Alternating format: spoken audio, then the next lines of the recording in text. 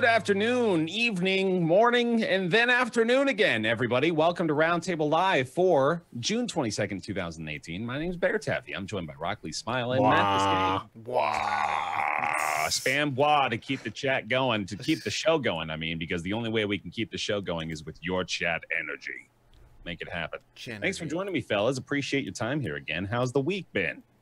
Good. You know, it was less hot than last week. It was pretty enjoyable. Thankfully, it's been pretty warm, man. The PNW has been suffering, but yeah, good to hear. It's post E3 season, which means we talk about the weather at the beginning of the show because we're trying to fill as much time as we possibly can in the absence of anything really worthwhile to talk about.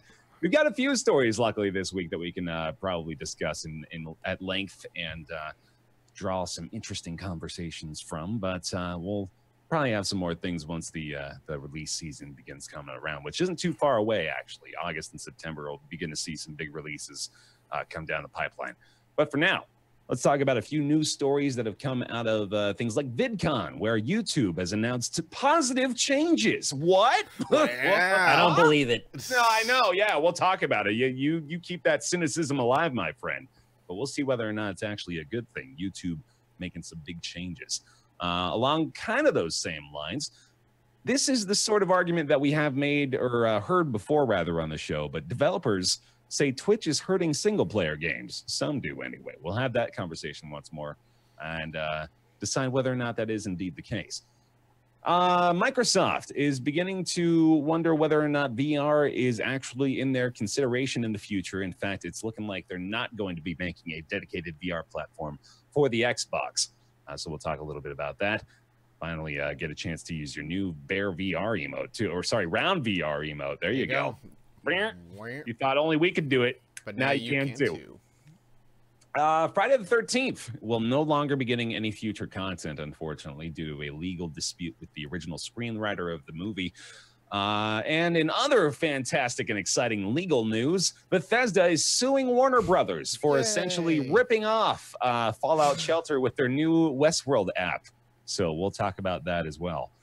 Beyond that, we'll talk about what games we've been playing this week, what we're looking out for, and just talk about video games. That's what I like to do most. Can we hire a resident lawyer? Because it feels like every week there's like one new lawsuit or something we need to discuss, and none of us are qualified. No, listen. The most important part of this show is to make people believe that we are authorities on every subject we talk about. So if we continue to bring law subjects into the conversations, they'll just be like bludgeoned by misinformation so much they won't even be able to process it anymore. Can we get like honorary doctorates from the law school at the end of our career in podcasting? I think that's how it works, right? If we just go to Yale and ask, like, I'll give them a USB full of my podcast episodes and be like, look. Didn't you just give, like, the textbook definition of, like, gaslighting? Just bombard people with lies until they believe all of them? Yeah. I mean, that's how we gaslight the audience, right? Roundtable, it's like huffing gas. Oh, there we go. There's a good back-of-the-box quote. Let's start off then with YouTube positivity. Oh boy, I'm genuinely excited to have a good YouTube conversation. Me too, because I am so sick of yelling on Twitter. Well, you don't have to. First of all, it makes me feel better when when the most of my living comes from a website and platform that seems to despise its creators, except for what is now like Will Smith and Jimmy Fallon and all of them. It is. Can we talk about that for a second? Because we never really have on this show that massive shift that YouTube took out of nowhere to all of a sudden go from like, well, we like the creators that make a lot of money to, oh, Will Smith wants to YouTube. Okay, never mind. Fuck all you little people. Let's do everything we can to lift this man up on the pedestal. It's a little weird. He's more stable, obviously. Right. And he's probably not going to have a heated gaming moment. It's just what, yeah. You don't think so? I don't know. I mean, I don't know, but probably not. I don't know, man. Like, it's frustrating from the outside if we want to go off on a tangent for a minute because, like, you know, this has been happening gradually over the course of like 5 years. Google just slowly changing it, and it's infuriating for me because obviously this is where I do a lot of my business. This is where I do most of my work. But it's also infuriating to like be like, well, what's my other option right now? And you look to the right and there's Twitch, and then you're just like. You watch Twitch the past 6 months to a year, you're like, they're taking the first steps Google did when YouTube was taken over by Google. And now that Amazon owns Twitch, you constantly see things like old-time people at Twitch being all laid off because they cost too much money, and the whole front page being redesigned to highlight people they think is going to bring in more views, and all these things that are slowly eating their way into Twitch because Amazon now owns Twitch, and Amazon is a fucking corporation that wants money. They're going to do everything they can to, I think, start doing something very similar. And if we start seeing big names appear on Twitch, I have a feeling we're going to start seeing them in the front page more than we're going to see other people on the front page. I think right now Twitch is still creator focused. Yeah, and like that's a for now thing, right? Yeah, I agree. I think massive asterisk to it. But I absolutely think Twitch right now is still creator focused asterisk, but underneath that you're like, but also you start seeing the steps they're taking that echo what YouTube did very early on. Well, let me rub that back in there because we kind of got thrown off the original topic of interest here. That is to say, YouTube has announced a new thing to compete with Twitch, and that is exactly what Twitch announced 8 months ago in the form of YouTube Premieres. They even called it the same thing, but I mean, it kind of makes sense. YouTube Premieres is the new feature that will allow YouTube creators to upload and schedule for a live showing their video content to allow their viewers to potentially watch the video with them in real time. It's, you know, it's pretty much live streaming, but with a video, pretty much is what you get when you boil it down. There was already scheduled uploads, which we all use. Yeah. And this is just that, but with like a name attached, or is it real-time chat? There's real-time chat. There's a real-time chat, and people can use their emotes if they do, you know, if they sub or whatever they call it on YouTube and all that super stuff. Chat. Yeah, what do you think? Yeah, super chat or whatever the fuck they call it. But yeah, it's all real time. So it's like you can jump in chat with people and watch the videos premiere in real time. For a Let's Play channel, I find it weird. It might not be used as much, but for something that maybe a channel puts out a video a week or a couple videos a week, I see that being a lot more. It builds the hype for that particular video. I think it's entirely possible for people like us to be able to take advantage of it as well. I think Ryan was even going so far as to say he was excited about this for Isaac uploads. Well, he was saying that mostly because he doesn't have to deal with the bullshit that comes with the early comments from Isaac episodes, and then he gets to have the funny and happy comments later on. Makes sense. But yeah. Still, though, I do think this is potentially valuable for even the everyday creator who's uploading things. If you know what time your favorite YouTuber uploads every day, and you're typically there at that, if you're typically there at that time anyway, this is potentially a really fun new announcement for those viewers. And obviously, it's potentially helpful for those creators as well. Have you ever looked at the real-time analytics when you first post a video up as soon as it gets the first bit of data? Yeah. And you can see like the views start coming in and it's like, 100 and then like 200. And then like an hour after that, it'll be like 20, 40. And then it kind of tapers off or, you know, whatever your tail is.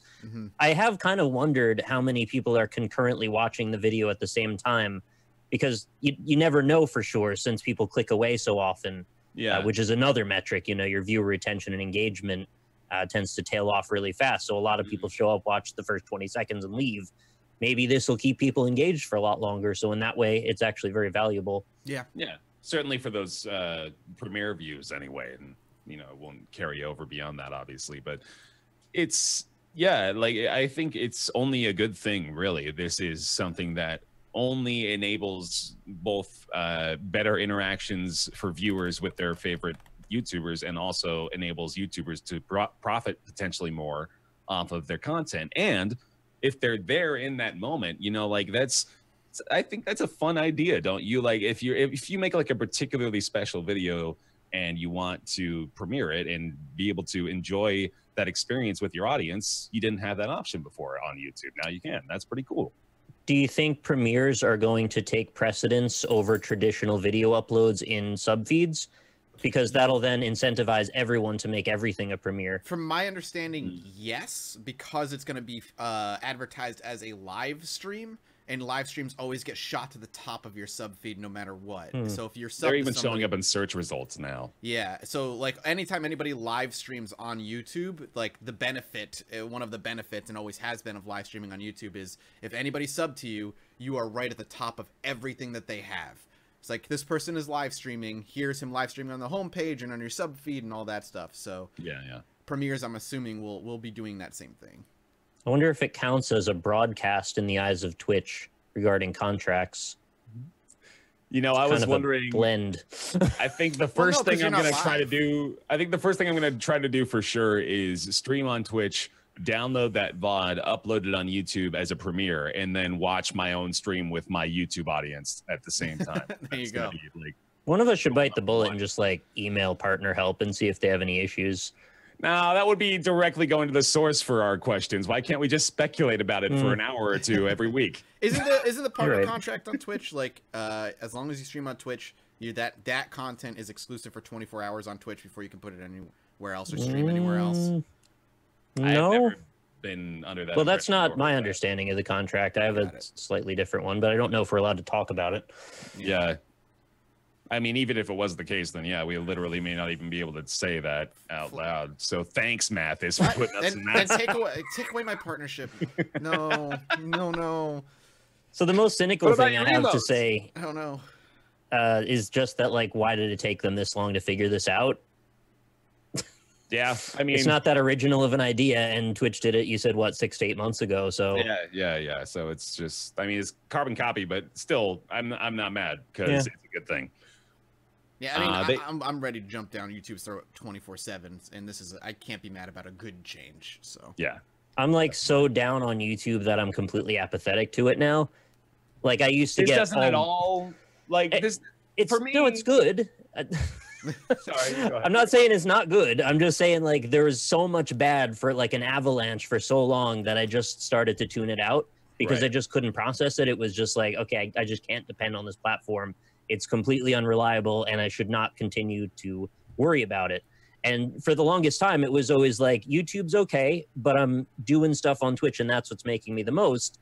Now I don't have a fallback anymore. Look, I never wanted to have all my eggs in one basket. So if something went wrong on Twitch, I still can't depend on YouTube. The whole thing scares me now, but not in the same way it scared me 3 years ago. This, at least, I think, can be seen as a bit of an olive branch from YouTube to its creators, right? To at least interpret it as we're making a shot at it. They should like stop running anti-gay ads on people's channels. Bring it to that extreme immediately, but yeah, I agree with that. Obviously, I try to look at this as, for me personally, it gave me a little bit more incentive to consider YouTube exclusive content again, because it is, like you say, it's hard to argue with the fact that if I'm going to be investing time in creating content, Twitch is by far the superior method for doing so right now for me. So it's like, this is an incentive to the other direction, which is more than welcome. Anything that these two companies, I mean, I know we're kind of getting inside baseball at this point for us to all just be talking about this. I mean, this news is kind of inside baseball in general for the most part. Well, it is, like I said at the beginning, though, it is good for viewers too. It's a good announcement for them. But like, when you're comparing YouTube and Twitch, I think it's obvious that Twitch is just doing more to facilitate creator experience and engagement than YouTube ever has. And this is at least something for YouTube to say they're taking a step in that direction. I want to give them that much credit at least. Okay. Yeah, fair, right? I mean, I'm with you because I'm still on the other side. Like, Twitch has never been my go-to. It's not the kind of content I most enjoy creating. So YouTube has been kind of the platform for me, because the kind of stuff I like to do is just like edited in post, like more scripted, that kind of thing. So YouTube has just been the place that I've been stuck at one way or another. So as much as there's an avalanche of bad news, it is an avalanche of bad news that I still need to continue to adapt to and learn and try and kind of wade through. And that's very much to hear that at the very least this thing that they're willing to do. You know, I shit on YouTube daily, and this is still, it's a really nice thing. I look at it from more the Judge Mathis angle for that channel, where there's only a couple videos a month for that, and to be able to premiere that and do it like as this big thing, it's like, oh hey, a new Judge Mathis is out, like that can be huge in terms of day one views, because within 2 to 3 days views taper off on all videos on YouTube. That's just like how the algorithm currently is working. So to have a way to boost that day one viewage is really nice, and I'm cool with it. And if you know, and it goes hand in hand with their weird sponsorship, which is their subbing thing, which is still like the same price as Twitch. But if people want to, you know, support you that way, You know, the one thing you've learned over the past many years is don't rely on one thing for your income. Rely on like 7 different things for your income, and to be able to have that as another little spigot is not necessarily a bad thing. So, I'm very positive on this news right now. Don't rely on one thing. Rely on 7 people, 7 viewers on 7 Twitch. 7 separate viewers on Twitch. Your expenses. Diversify your revenue streams. Exactly. 7 different people. Yeah. Who all give you too much money. You split your soul into 7 parts and put them in 7 places in the world. And hide them. Yes, Horcrux style. That's the thing. Yeah. All right. Well, let me go ahead and take that kind of natural segue. We'll bring it from inside to outside baseball, into the stands, where we talk about how the audience has been impacted by Twitch. Developers still saying that Twitch is hurting single-player games. Sorry, were you going to say something? No. I said, oh boy. Okay, yeah. So this is a new IGN article that just showed up a few days ago. It's making mention of a couple of things that we've actually talked about prior on the show. For example, one of the biggest issues was the postmortem written by the developers of That Dragon Cancer, who in their blog posts wrote about how they believe that Let's Play culture hurt their revenue directly. And they said that the millions of views that those videos got directly resulted in lost sales for their single-player experience.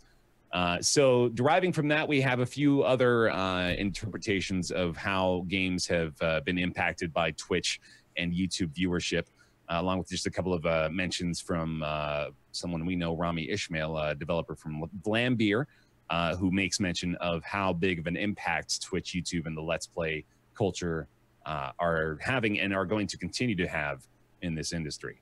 But going back to the main point here, I guess we just want to kind of approach this from a broad angle at first, and then maybe get down into the specifics as we go with it.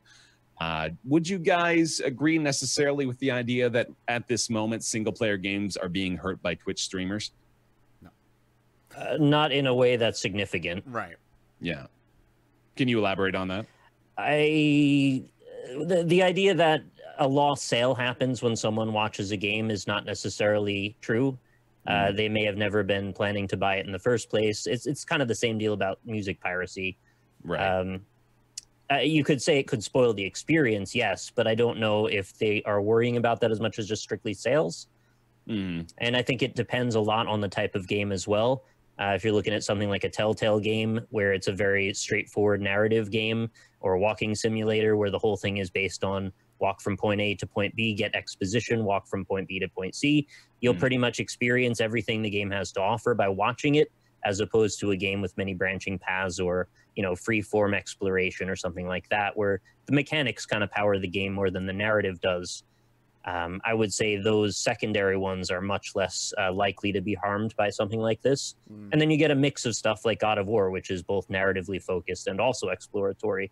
So I don't think there's any one catch-all that covers all of the different things. God of War is going to be like the anomaly for this entire conversation, of course, because it's now having sold 5 million copies or something like that. It will stand as the single-player games can work model, but they're considering a lot more right now. I guess the question is not. It shouldn't. I guess I take issue with the question. The question is, is Twitch hurting single-player games? And I think the question should be, is Twitch hurting single-player narrative-only games? Because I think if there's an argument to be made, the argument is to be made in favor of games where you don't do anything other than press W and move forward through a narrative experience.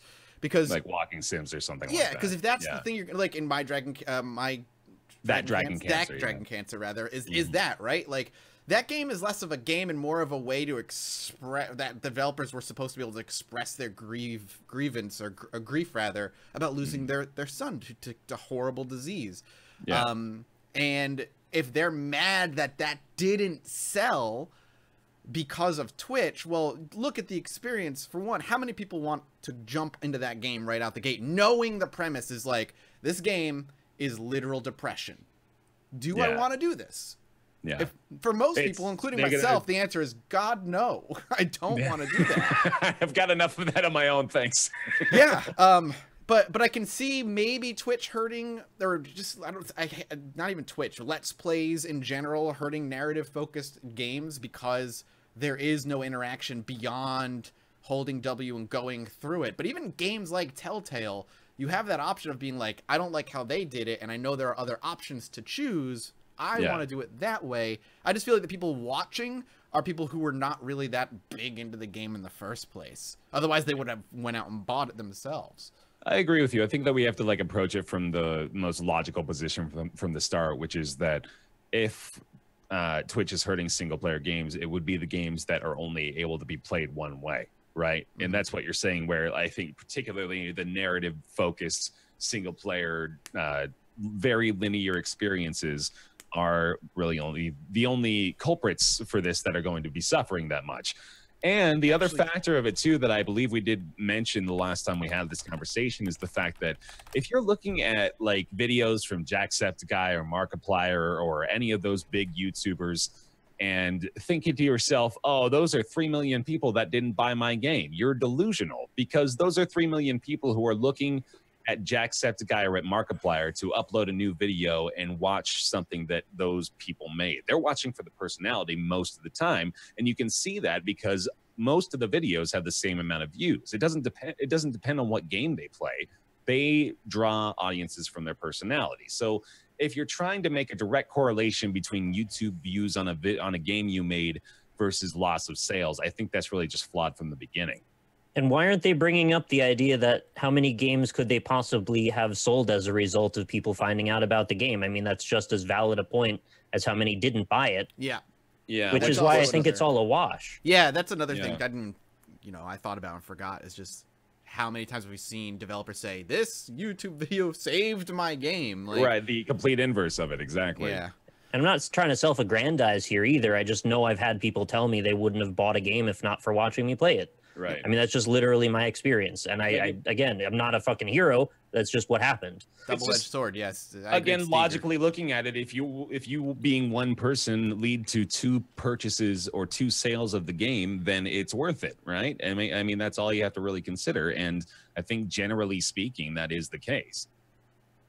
It's a series of conversations found within the article, and the article itself doesn't even really hold the opinion, or like the author of the article doesn't really hold the opinion that this is the case, that single player games are being killed by Twitch, and in fact goes into detail about the fact that multiplayer experiences and games as a service are more to blame, honestly, than Twitch or YouTube ever will be. And that's, I think, pretty much the case right now. I think games as a service, again, as we've mentioned several times, are becoming the dominant model.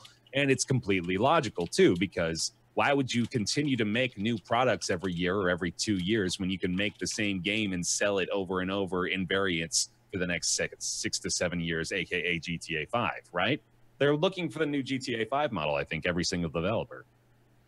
Yeah, I think it's a double-edged sword, you know? I think there are some games that are going to benefit from what we do and some games that are going to not benefit from what we do. Mm-hmm. And that's just going to be the nature of the beast from now on. I mean, that's just life.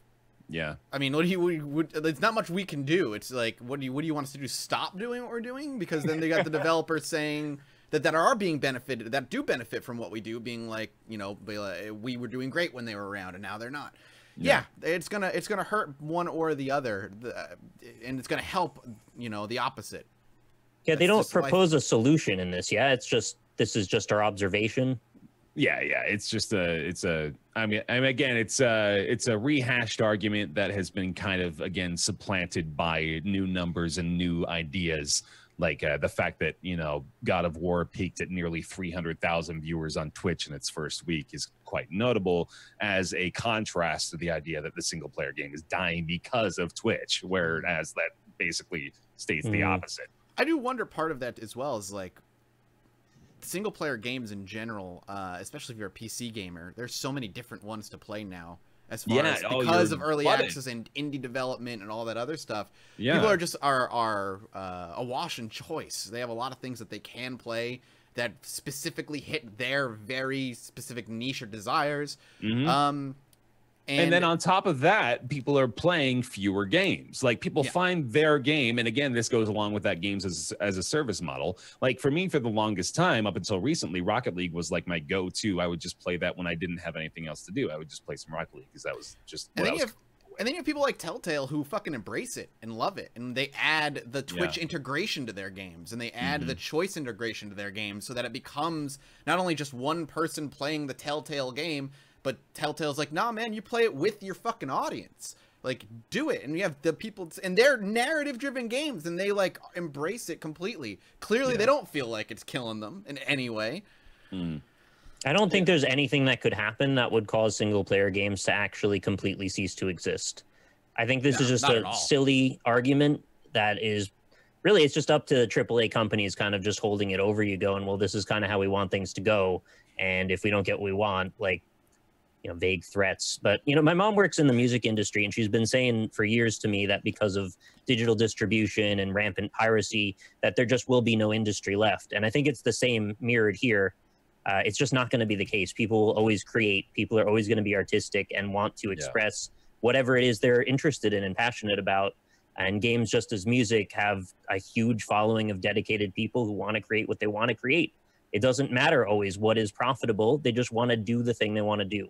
So single-player games are never going to disappear. That's what I believe. And I think probably it's not that crazy to argue. Yeah, I'm with you on that for sure. And I think along those same lines, what I believe will be happening as a result of this is the bar is just going to be raised so astronomically high at an exponential rate over the course of the next few years. And I think God of War is beginning to set that pace because it's sold 5 million copies. But this is the best fucking video game we've seen in a long time. And, like, I think we're actually going to maybe get into that again today because I played quite a bit more of it recently. Yeah, can we have a segment that's like, let's praise God of War for, like, 10 minutes every... Let's do it, fuck it. Because praise God of War segment. Like, I'm seriously trying to hammer that point home because God of War is a straight-up anomaly because it is so much fucking better than any other single player game we have played in like the last 5 years. And it's sold 5 million copies and it's going to continue to do well. But as a result of that, people are not going to be settling for these like subpar single player games anymore. People aren't going to buy fucking Rage 2 probably because they're going to look at God of War and be like, is it even as like comparable? Is it like worth that much compared to this that I had that much fun with? Or like I just think people are generally bored of the copy paste open world games that we've been getting for the past 4 years. I think that's the problem. We have been getting the same. I mean, look at Assassin's Creed since Assassin's Creed 3, right? Every year it basically was the same exact game. And then we got like a Mad Max game, which felt like a very open world game. And every open world game we got since then just felt the same over and over and over again. And we were lacking a lot of like a single player game that felt like there was a ton of love put into it. Sure, we had Witcher 3. I loved Witcher 3 and I still love Witcher 3. But that was also an anomaly at a time where like it was a beacon of light amongst a sea of average. I think that was another problem. I think when games come out in groups, there is some sort of preferential treatment that can happen with like out of say the newest 3 games, people will sort of hierarchically rank those. And if Rage 2 is up against 2 games that are not as good at the time it's released, I think it might help to push people into buying that over something else. The fact that God of War exists now, it's going to exist forever as long as we can play it. But the newest, hottest thing is always sort of on an echelon slightly above anything that's like the old news. So I don't know that like the games of the year all hold up the same through the entire year. They kind of move through that cycle as we go through the time. Yeah. I'm maybe even arguing then that God of War is beyond Game of the Year status, getting into that like Game of the Decade territory where it defines what expectations and what experiences people want in the future from games. That's what I'm saying is like it will change people's expectations. I agree. I think God of War is the new bar for a lot of narrative single player games. God of War showed you can do a narrative game with amazing gameplay and optional exploring. Dealing with serious things like actual human elements and emotion in a very real and provocative way. Like they handled it so well. and so maturely. It was blowing me away. And I guarantee there's going to be a lot of imitators that make some truly cringeworthy cinematics as a result of trying to live up to that bar. Yeah. They're going to try and hit those same topics, and they're going to fucking fail. We'll be here for it, right? Yeah. Anyway, yeah, I think that'll pretty much put a nail in that. But unsurprisingly, the 3 Twitch streamers disagree with the notion that Twitch is hurting single-player games. So we'll leave that. We had reasons. There's too much evidence going in both ways. That's all. This is. You see the evidence of it being hurt. And you know what? Not to be dismissive, but anytime I see an article or an argument being like, Twitch and Let's Plays are killing single-player games. Look at that Dragon Cancer. And I'm like, I would love to live in a world where we didn't exist and them to see if that Dragon Cancer... That's a great... Just stop there. I would love to live in a world where we don't exist. As our profession, to see if that Dragon Cancer would have done any better. Because I don't believe that game was going to be a smash hit in any way. So I look at those articles that use that as an argument. I'm like, I just can't swallow that pill. I'm sorry. How about just any blanket statement that's that overbroad and generalized is probably worth more scrutiny because nuance exists at a much higher rate than exists in those headlines. Why do we have to, like, come on, we can keep the lens focused a little bit. Why do we have to blow it out to any argument that states X or Y? No, it's just the whole, I immediately hear that and I go, millennials are killing X, and I go, okay, this is all. Yeah. Sorry, that's just where I went to. All right, anyway, we'll wrap that up there. Single player is here to stay, I think. We pretty much finished that argument there. Let's quickly touch on the Friday the 13th news, as we have been following this game on the show a bit. And will no longer be, because there's no more content coming to Friday the 13th. As a result of a legal dispute with the original screenwriter of Friday the 13th, Victor Miller.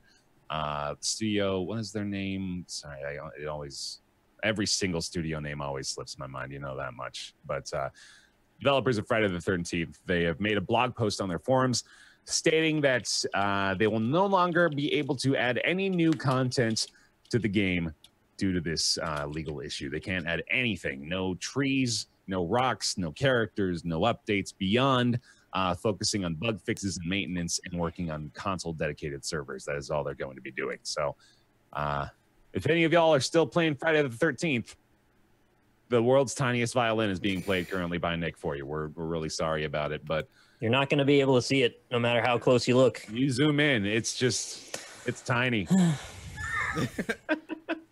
Yeah, again, we don't have a lot to say about this one. It's just a little bit of an update since we've been talking about the game on the show a little. Not going to be... I hate to see people lose their property or claims to their property, but the game was pretty bad, so... Yeah, we could keep harping on it, but it's now dead. So there's that. I feel like in No Man's Sky style, I feel like we're obligated to issue the final news statement on the subject, just like we did with Lawbreakers, just like we did, as I mentioned, with No Man's Sky. It's just me. I love hearing about these games' deaths. Clearly, I'm just so goddamn sadist. I don't know how they didn't think that eventually they're going to need the rights to continue to create for this property when they made it. It's nuttier than that, because from what I remember reading in the article, it's less about him fighting the game developers and him more fighting the movie studios. And because the game is linked to the movie studios, they're just a casualty in it. Yeah, they're a casualty of basically this lawsuit that's happening. Mm-hmm. So that sucks for them then. Sorry. Yeah, bit of a bummer. And also in further lawsuit news, oh boy, Bethesda is suing Warner Brothers for a, quote, blatant ripoff of Fallout Shelter. Westworld, you may know it, you may love it, I love it. It's really actually quite a good show. You should check it out. Don't download the app, though, because apparently it's a straight-up ripoff of Fallout Shelter. Made by the same team, in fact, Behavior Digital, which is the team behind Dead by Daylight, and now, of course, the Westworld app, which they also apparently did some work with Bethesda helping on Fallout Shelter. Now, of course, the claim would not be valid if Bethesda were just trying to sue Warner Brothers over a look-alike game, over something that played similarly to Fallout Shelter or something like that. They wouldn't have a case for that. Where they do have grounds to sue is the fact that they found basically the same code being used in both games. And the way they discovered that is in true Bethesda fashion. They claim bugs appeared in the Westworld mobile game, which were evident in the early development of Fallout Shelter. So they booted up Westworld, saw it crash, and say, well, hey, wait a minute, that fuck up looks familiar. That's what we do in our game breaks. So See, Bethesda had a plan all along. That's why the bugs are in there. It's the way to tell. There's something like that. Actually, they do something like that in city planning to know if a city blueprint has been copied from one city to another. Really? They'll put dummy streets that don't exist on the blueprint. So if they look at the other city planning from another city, if those dummy streets exist, they'll be like, wait, you copied us. Are you telling me there's people ripping off city designs? I guess so. That's I don't know if there's a big market for it now, but I bet back in like the day, in I'm sure. 1700s or something. We almost got away with stealing New York City. What? Or maps specifically, I guess. Chad. There's a great heist movie around there somewhere. Yeah, man. You gotta write that shit. It's so good. All right. Anyway, Bethesda is indeed suing Warner Brothers for the creation of the Westworld app, clearly borrowing, I'll use that term loosely, elements and items from the Fallout Shelter game. It's a pretty clear-cut case and kind of puts Warner Brothers and behavior in a pretty bad light, considering Warner Brothers had to, what they're being sued for is inducement to breach of contracts, basically in legalese, meaning that they told behavior to do this. So that's not a good look at all. Not a lot to say about it either, apart from, hey, WB did something stupid again. Now, this is a story I want the follow-up for sure. Yeah. This one I want to hear the conclusion, because it's got to be ugly. We will hear the fallout of the Fallout Shelter story, absolutely.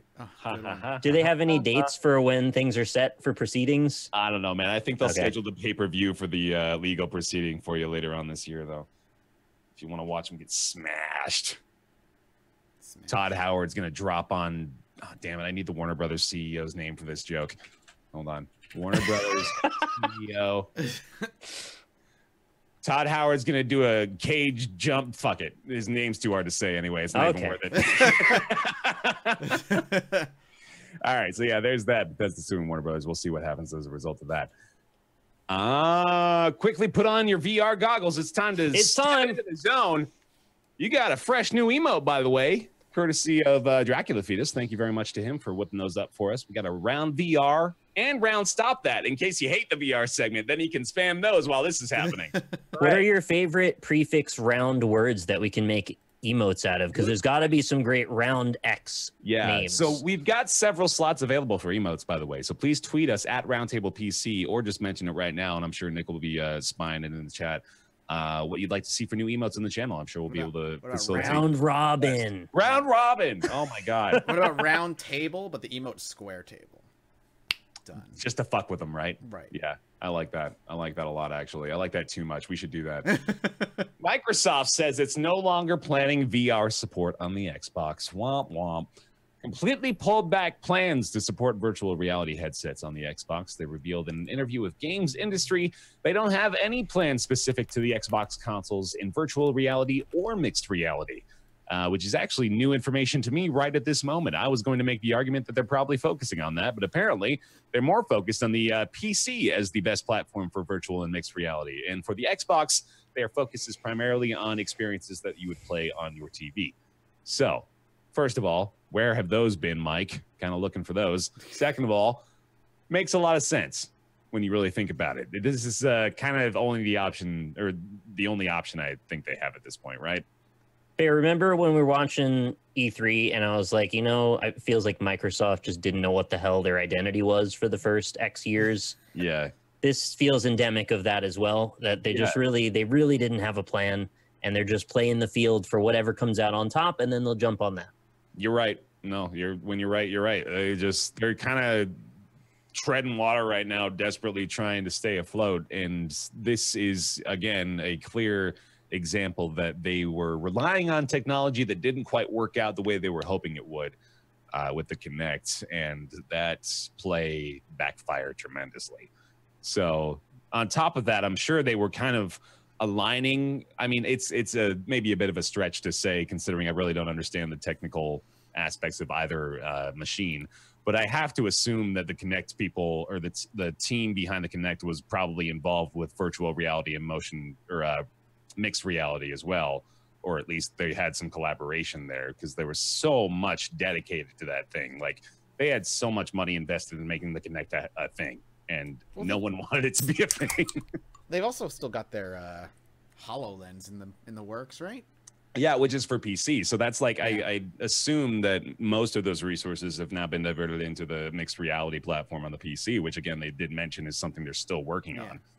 Do you think the Kinect was a result of an incredible amount of bubbles worlds where everyone around them was just being yes men, and like nobody ever had the honesty to tell them like no one wants this? In my mind, in my mind, it was a bunch of like men in suits being like, "We's doing great with motion technology, and Sony's copying them. We must be unique and different.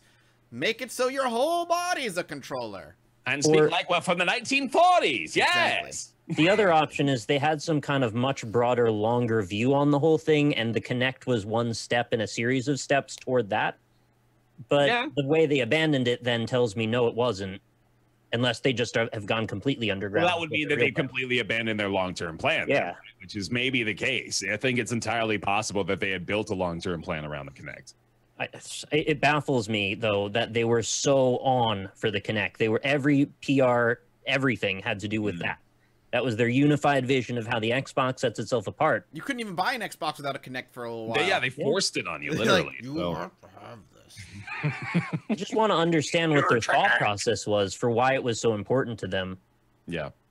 Well, now, I mean, like you said, I think they're really just kind of trying to figure out what people want, because they realized they didn't know. They just want a gaming system. Yeah. They want games on their gaming system, too. They want games. From the 360, the Xbox One era was such a fall from grace for Microsoft. It was insane. Yeah. Just to watch them not understand why 360 was so popular, and to like try and push the Xbox into some weird niches that didn't make any sense. Well, it was all about the Wii, dude. I'm pretty sure that like drove their entire mentality for 10 years, which was way too long to let it dominate your mindset. Yeah. I don't know. I feel like we're one generation away from the Xbox being just done, and then they're just going to sell computers and call them consoles. Maybe. Like the Windows 10 platform is now maybe their emphasis, their whole emphasis. That doesn't seem completely far-fetched. You know, and I wouldn't even necessarily be against that. If they jumped into the custom kind of like PC game and that's their console now. Like a Steam box sort of deal, but with Microsoft. And they just make deals with Steam, and that'd actually probably be a very intelligent move on their part. Like, it's what's the point of the Xbox now? We don't lose anything if we don't have a new Xbox. No one cares, right? Well, at least as long as their exclusives get to PC, then no, I don't care. And they're beginning to, like, it seems like it very well could be just like that slow crossfade. Because you think about most of the console owners nowadays, it wasn't true in the PS3 era, I don't think, but now most people who have a PS4, they also have a gaming rig. Like, they also have a gaming PC. I think a gaming, and that doesn't mean to be like top of the line gaming PC, but I feel like gaming PCs on some level, whether they're low or mid tier, are way more popular than they were 10 years ago. I know for a fact that I was actually just looking at the, and I don't remember what the report is called, but the Nielsen report for video games from 2017 reports that as an average, households have gone up by like 3% or more every year for the amount of gamers in the country. So like that, coupled with the fact that, like you said, like these consoles are becoming more accessible, and then like the PCs on top of that are becoming more accessible, I would wager that you're right in that there's way more prevalence of PC gaming and just gaming in general. I gotta ask though, how do they define gamers in that report? Because it could just be the prevalence of phones and people playing mobile games. But even that is still indicative of a growth in the industry in general. I suppose. So we'll see, I suppose, what Microsoft's actual long-term plan is. They do mention that they are, bullish is their term they like to use for VR in the future, just not for the Xbox, but they are looking at the platform still as something to be considered. It seems like they were definitely a lot more optimistic about it a couple of years ago, though, which I think everyone, including me, was. And now that we've seen that this is going to be a bit of a slow burn for VR to really catch up to the expectations we have for it, I think Microsoft has kind of tempered their own expectations for it as well. Yeah, because again, they're following trends instead of setting them. Yeah, and I mean, have they ever really set trends? They've tried, but never really done anything that's they had Xbox Live. Okay, sure, yeah. I mean, that's kind of a big deal. Right, yeah. I mean, they didn't invent the concept of playing online with people, but they were the first ones to really nail it. Yeah, they made it like they Steamified it, I suppose. Well, I guess that's not really a good comparison because Steam early on was pretty shitty UI-wise. Anyway, yeah, there's the Microsoft with VR story. Cool. And that's the majority of the news here. I want to play a fun game with you guys that Ryan would hate. So perfect timing. Yeah.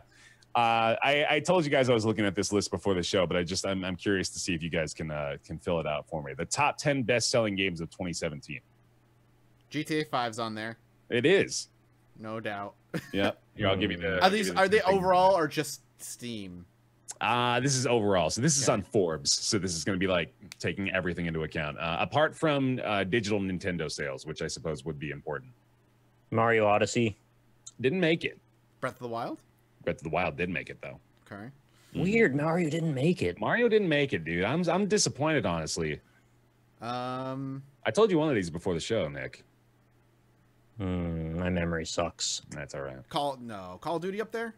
It is. Yeah, it's number one, actually. Oh. Call of Duty World War II, number one game in 2017. I won't make you guys do all of them. I just want to. Is it PUBG?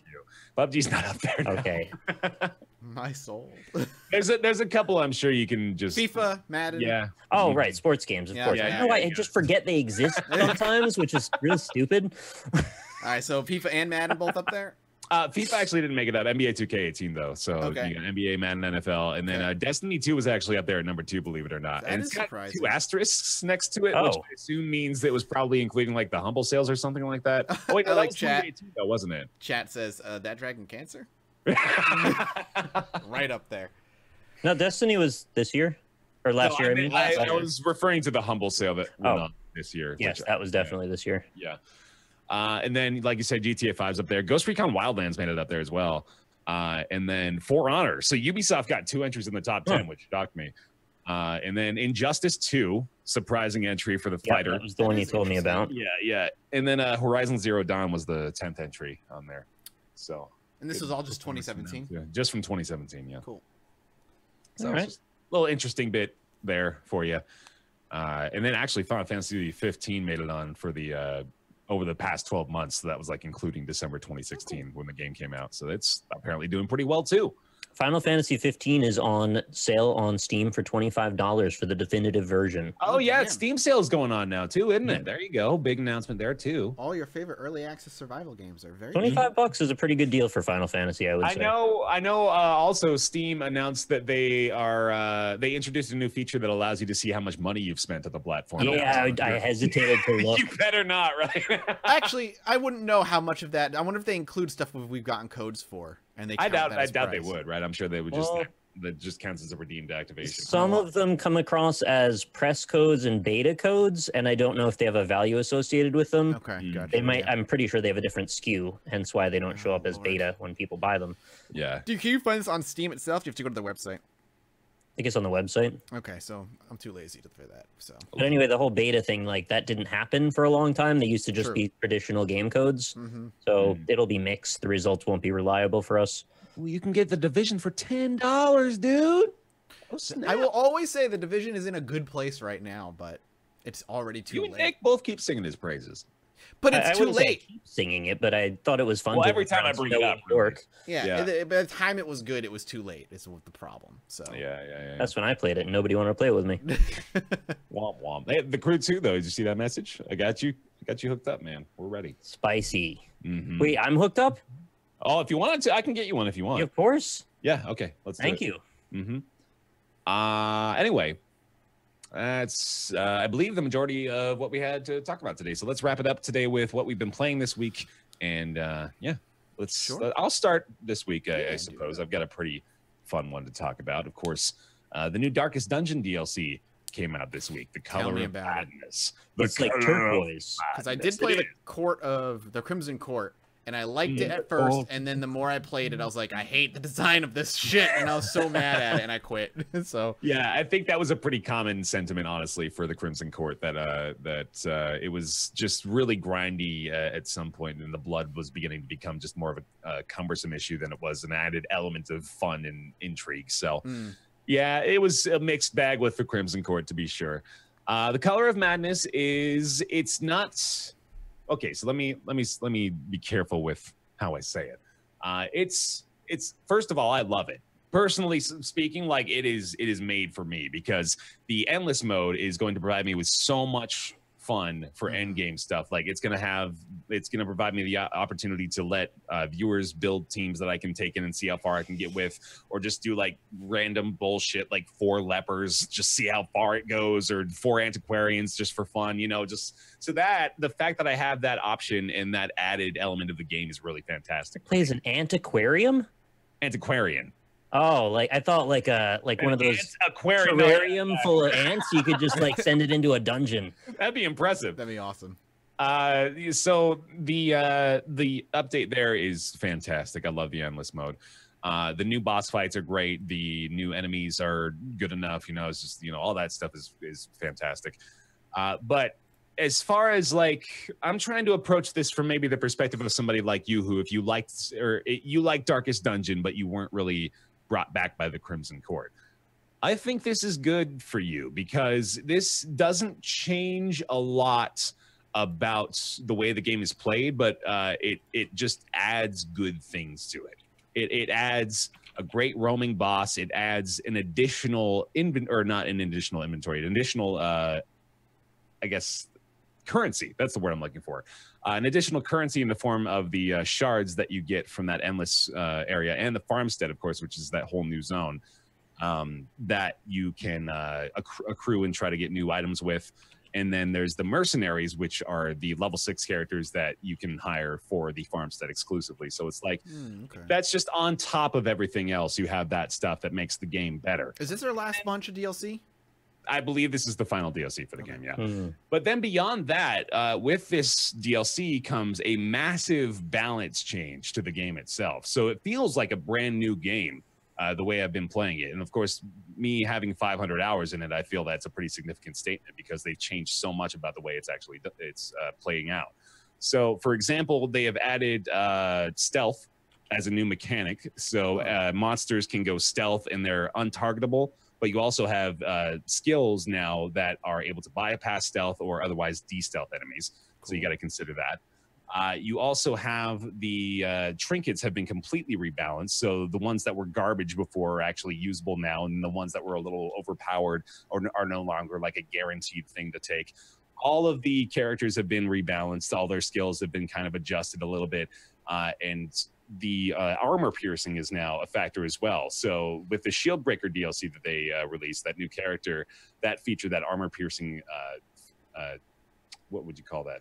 Quirk, not a quirk, but like a feature, I suppose, of the character that breaks through armor naturally. And then that is now a part of other characters' movesets as well. So the game is different. It's like it changed the way you build teams and the way you approach dungeons. It's all for the better too, in my opinion. I think they've done a really good job with it. Does the new DLC, how long would you say an average playthrough would take you from beginning to end of the game now with all this stuff into it?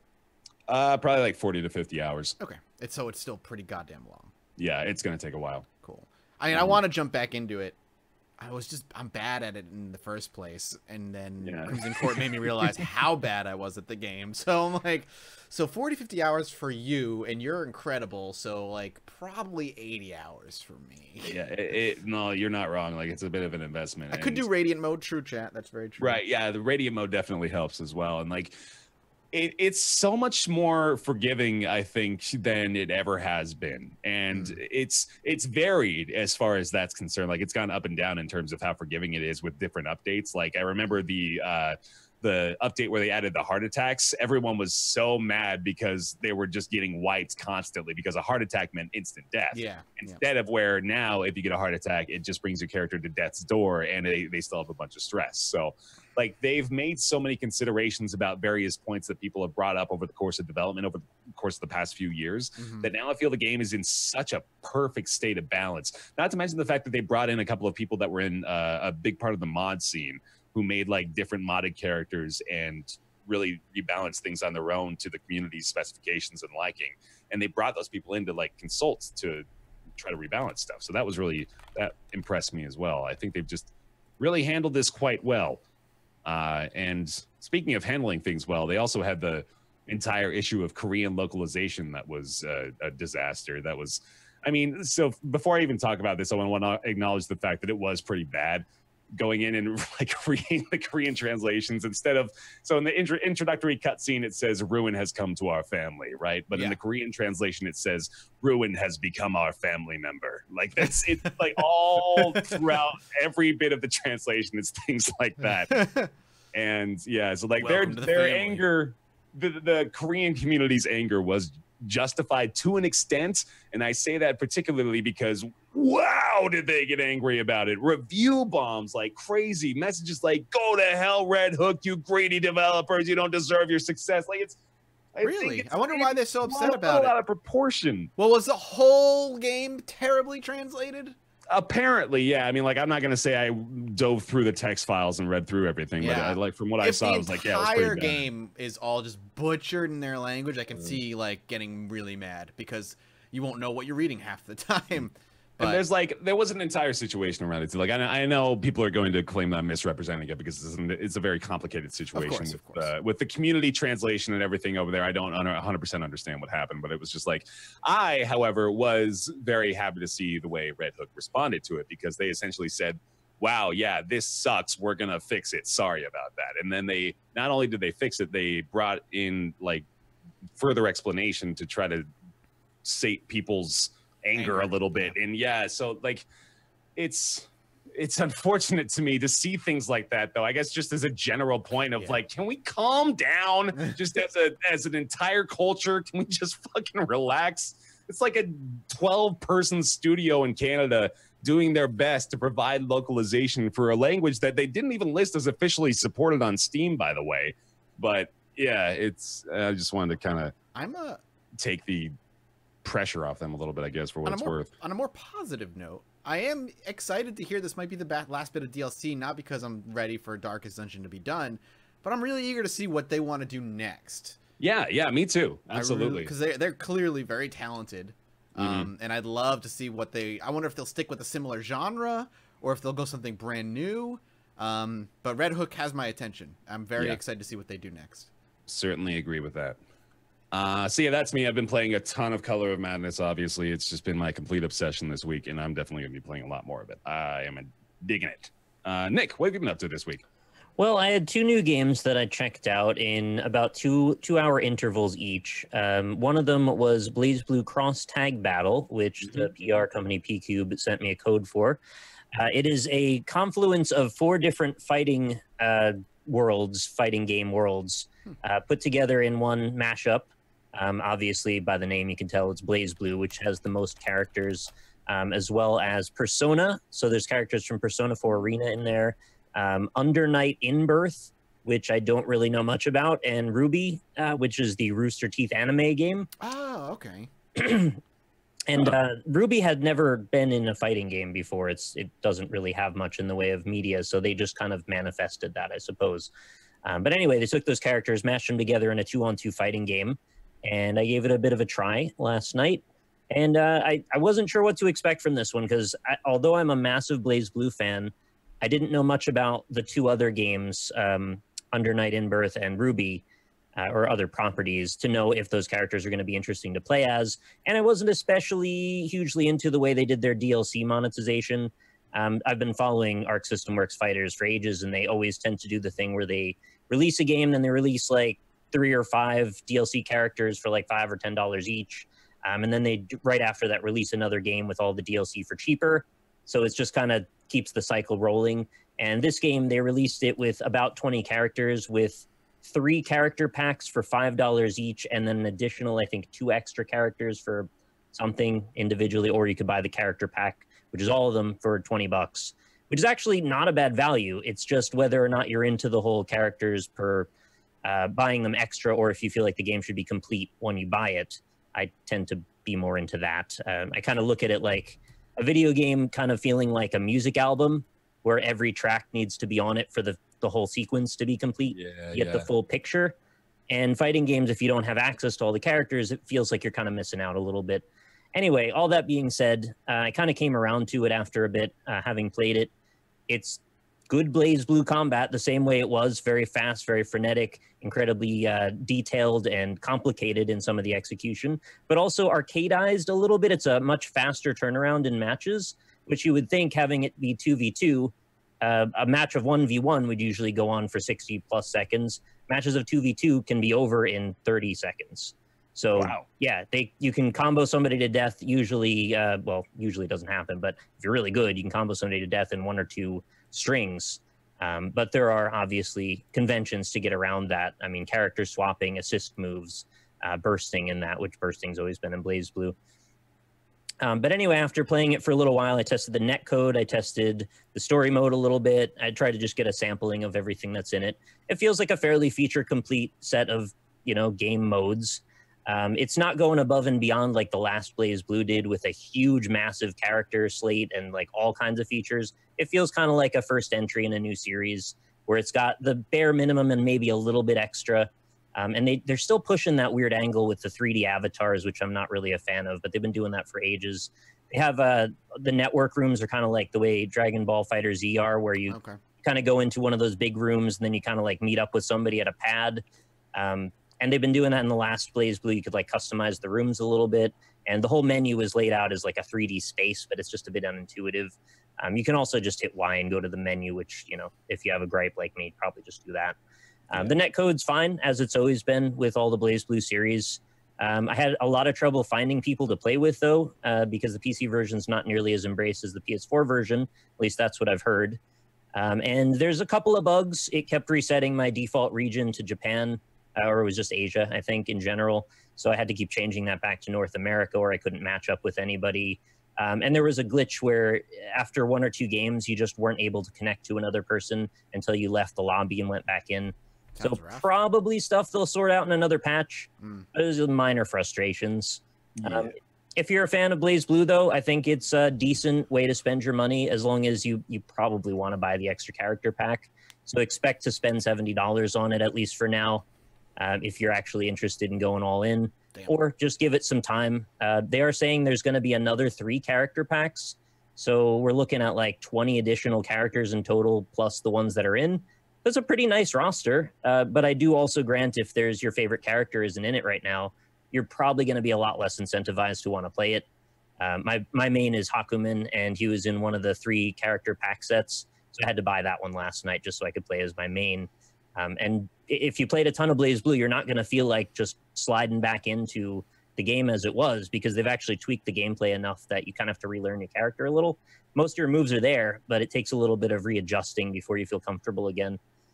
Anyway, I'm just landing on like a generally positive review on that. If you're really into it, though, maybe consider it on PS4, because probably the fan base will stick around a lot longer. PC and fighting games haven't always gotten along as much as I wish they would, but maybe in a few years, people migrate over. I don't know what the future is for this series either, so it may end up sputtering out. Hopefully it won't, though, because BlazBlue is generally done as a series outside of this. So if we're going to continue seeing more BlazBlue, I think that it has to come in the form of more cross-tag battle. And, well, I hope they just keep adding players to it. And I hope maybe, if I'm really, really lucky, they'll add Guilty Gear characters as well, because that would be the ultimate crossover. The 2 main Arc System Works series finally together in a fighting game for the first time. When are we just going to put them all in one game, though? Why can't everyone just work together? BlazBlue, because licensing. Soul Calibur, Street Fighter. As you've already pointed out, getting licenses for these incredibly expensive IPs is really difficult. But why can't they just get along, Nick? Why can't they just make it all for the kids? They do, and it's all in a legal gray area called Mugen. So if you want to make your own very true, go to town and get every character that exists. I still follow Salty Bet, man. I tune in every now and then. I actually probably like once a month I pop in for a couple like an hour or so just to see what's going on, just to see what the new happenings are. I can't believe the stream is still going. Yeah. Maybe it's not even a gray area. Maybe it's just actually just straight up illegal. But you know, nobody's hopefully selling them. But anyway, that's a matter for another time.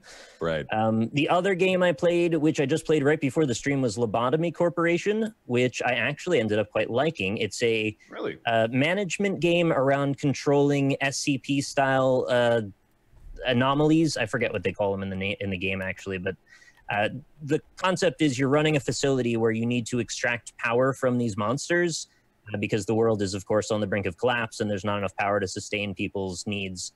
So we decided let's tap into the supernatural source of power known as these anomalies. And what you do is you develop a lab where you have all these employees. What the hell? Sorry, what? This game looks good. What? I'm on Steam right now looking at it because you immediately piqued my interest, and I'm like, very odd. It's got very positive reviews. Damn. I don't think it was that way until recently because I think they had some issues with a Korean translation now in the opposite direction. I'm not joking either. I think it really was a problem. Really? That's hilarious.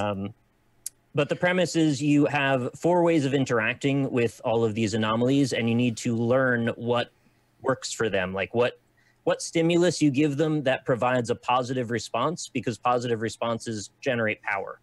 And you need to create X amount of power per day to sustain the business to keep going and to provide power for the world.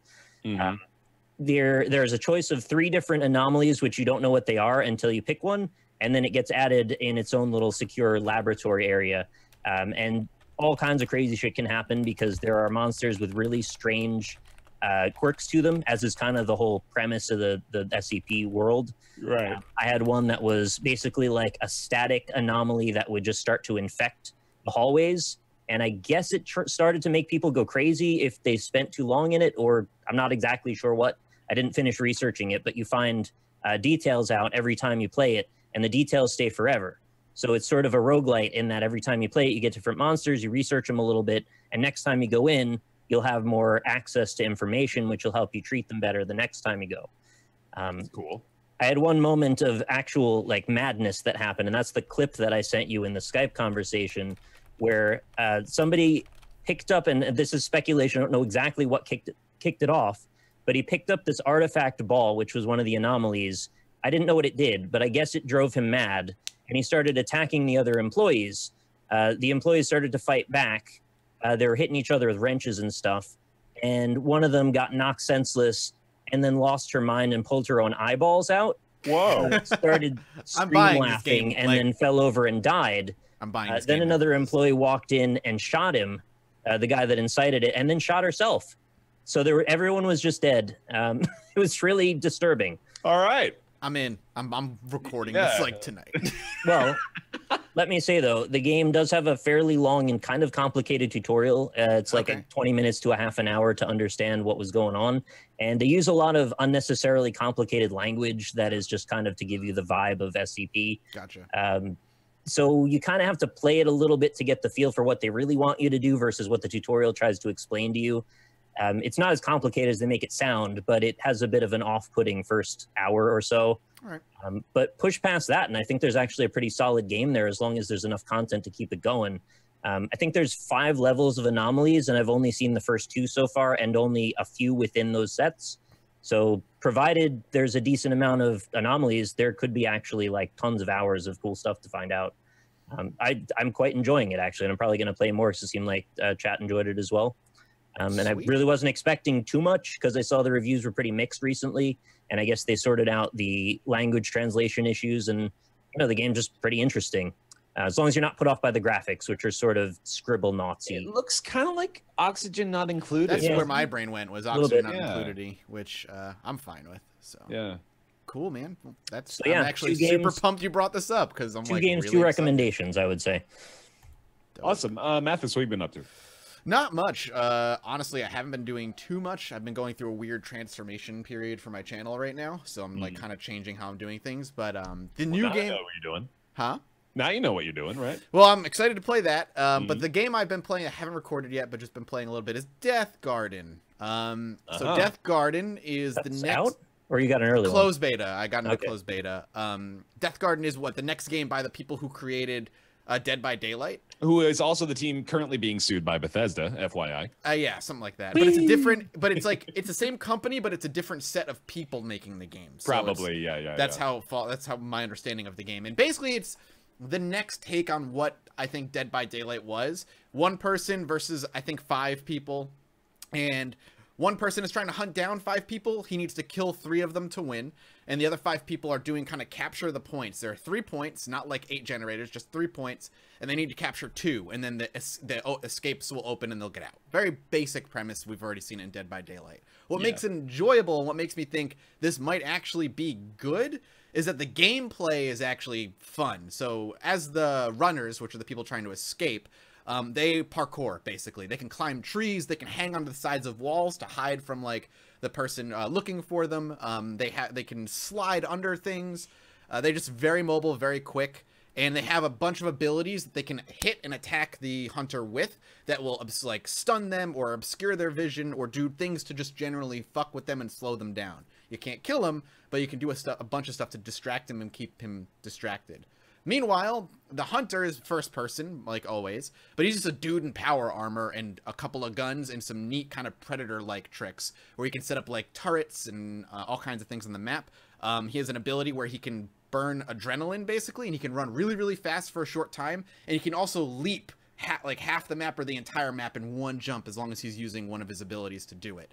And it's really powerful to just be able to see somebody on the side of the map capturing a point and just jump the whole map and land, like, in front of them and watch them just scatter and have to deal with them that way. It's balanced pretty well so far. I've come across, as Hunter, I've played 3 times. I've won 2 of the matches and terribly lost the 3rd match, and I think they were working together. Again, I think playing as the survivors, playing with friends is going to be the way to go. But the gameplay itself is smooth and action-packed. It's not horror-themed in any way. It's just about the action. And the map is randomly generated each game, so you can't really, like, learn the map as it just changes every single time. That's good. Yeah, that would be a big factor for sure. Yeah, and it's just fun. Like, as both, it's been fun. I've enjoyed playing as the runner because the problem with Dead by Daylight is, as much as I enjoyed playing it, I mostly enjoyed playing as the killer. The survivor, you just kind of meander and hope that he doesn't get seen, where this one you actually feel like you have agency over your character. You can do a bunch of things. The controls aren't slow and sluggish. It's very fluid, and that alone has put it into the positive. So I hope if it continues being like this, I wonder if they'll have different kind of hunters. But the game itself is much more enjoyable than Dead by Daylight was, and I'm really enjoying it a lot. Sweet. I gotta say, I'm skeptical though, considering how long Dead by Daylight is out and how buggy it was. I really don't have a lot of goodwill for that developer, and for them to basically make the same game again with a. I mean, well, like, not to mention the fact that they're being sued for that, for copying a game. So it's kind of it's a bit of a murky water there. Yeah. I just don't have a lot of love for that type of game. And that's true as well. Cool, but, like, they got to convince me, really. If you're into that style of game, I'd say, peep it if you can. If you ever get a chance to, I think this is going to be a lot of fun. If you don't like that style of game, I don't see how this would change it. As of right now, and again, it's all anecdotal, obviously, but the balance feels good right now where it's at, but I do wonder once it gets to the masses if there's going to be prevailing tactics. Like in Dead by Daylight, the prevailing tactic was jump through windows until the but there are no windows here, and the hunter himself can they figured it out. There's no buildings. It's all in a forest, and, like, while the runners can slide under things, the hunter can crouch and get under them. He's just slower at it. That's all. So we'll see. That's all. That's the only new thing I've really played this week, unfortunately. Right on. Cool. Yeah. I mean, I've been pretty laser focused on Darkest Dungeon, so I won't fault you. Yeah. Okay. Well, I think that's about going to wrap it up then for this week's Roundtable Live. Thank you very much, everybody, for watching. We certainly appreciate you. I don't think Ryan's going to be back for next week either. Is he in his homeland right now? Yeah, he's visiting the folks, I believe. So I don't want to necessarily spoil it, but we do have. I believe we're going to have a guest next coming up Not next week, but probably the week after that. Yeah, I'd assume so. No spoilers, but that'll be happening. But for now, of course, just a big thank you for watching this episode of Roundtable Live. Of course, the VOD will be up on my YouTube channel tomorrow, youtube.com/BearTaffy, and you can subscribe to this channel to see it immediately, of course, right after our broadcast ends today here on twitch.tv/Roundtable Podcast, where you should follow us because we go live every single week, Fridays here at 3 p.m. Pacific, 6 p.m. Eastern. Yes, Thanks we so got much. David Cage. Yeah, don't get your hopes up. It's David Cage. I would have to not be at that show because I would not get pleasant words from him. I don't think. Yeah. It's not Connor either, by the way. I know a lot of people were actually asking us to get the guy that played Connor on Detroit Become Human on the show because apparently he's a Twitch streamer now and he's been getting a big audience, so that's kind of cool. Maybe one day that'd be neat. I'll have to ask him. But yeah, thanks so much for watching, everybody. We certainly appreciate your time here. Twitch.tv/Roundtable Podcast to catch the show live on Fridays. And of course, again, the VOD on my YouTube channel. You can listen to the show on SoundCloud and iTunes. Download the MP3. And we want to thank you who are supporting over on patreon.com/roundtable as well. Please consider supporting the show for just maybe a few bucks a month over on patreon.com/roundtable. Would certainly go a long way to keeping us going. We want to thank those of you that are at the $20 tier and above, which include Dork Lord, Julian Abelsgard, Jonathan Graham, Scrotty119, Ricky Grist, Ryan Weidry, Rucario, Casquashi. Those are all fun new names. Thank you, guys. Great good names. Brizzlebrip, Mediocrities, Justin, Jin Falco, Smurfette, Cowboy Chemist, Eric Schooley, Stephen Aoki, James Peed, Peter Simonson, Ellis Spice, John Kalchik, O. Thomas Games BR, Jakar Sampson, Kolnar, Talks to Wall, Colby Klein, Greenlight, Oren Saltzman, Myth Scare of Logan Ray. Thank you all very, very much for your continued support here on patreon.com/roundtable. And as well, we want to thank those of you who have been subscribing here on twitch.tv/roundtable podcast, including Build'em G Pro Man, SZ Dart, Learner 10, Monid, S Stole Raffle, and this guy Caleb. Thank you guys for these subscriptions. The subscriber, I was going to call it the bear pile. Look at me trying to blazon my branding on everything, but we've gained quite a few subs here on Twitch. So thank you guys so much for using your Twitch Prime or whatever it may be here to support us that way as well. We really appreciate that. I believe that's it, right? I think that'll do. That's it. Yeah. Thanks for watching, everybody. We appreciate it. We'll see you next week. Goodbye. Bye. You are